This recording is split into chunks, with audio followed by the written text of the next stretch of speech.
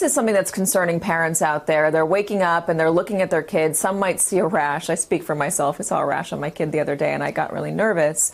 What exactly are doctors seeing, and what should parents be on alert for? Katie, thank you. As a parent myself, I also have concern. I think parents everywhere are looking at their kids in a different way. Up until really recently, we were told that kids might catch COVID-19, but they weren't going to get sick from it.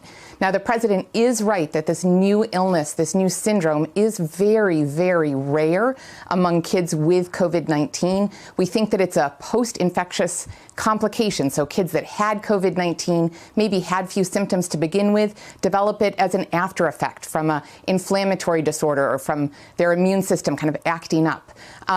But what's scary about it is that we thought that the kids were okay and now they're not. Now, what should we look out for? The biggest thing, of course, is to try to keep our kids safe in the first place. So social distancing, masks, washing our kids' hands. The second thing is, if your kid's not acting right, call their pediatrician or family practice doctor or bring them to an ER, particularly if they've had a fever for more than 4 or 5 days, if they're really not acting like themselves. In terms of rashes, it's that discoloration of the fingers, toes, lips, or severe trouble breathing or vomiting. Those would all be things that would make me worried. Hello, YouTubers. If you're watching this, it means you've checked out our channel, so thank you. Now do me a favor, subscribe by clicking on that button down there.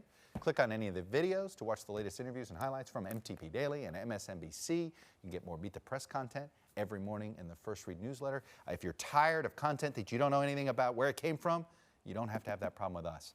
NBC News, MSNBC, MTP, and the Meet the Press mindset right here for you on YouTube. Subscribe now.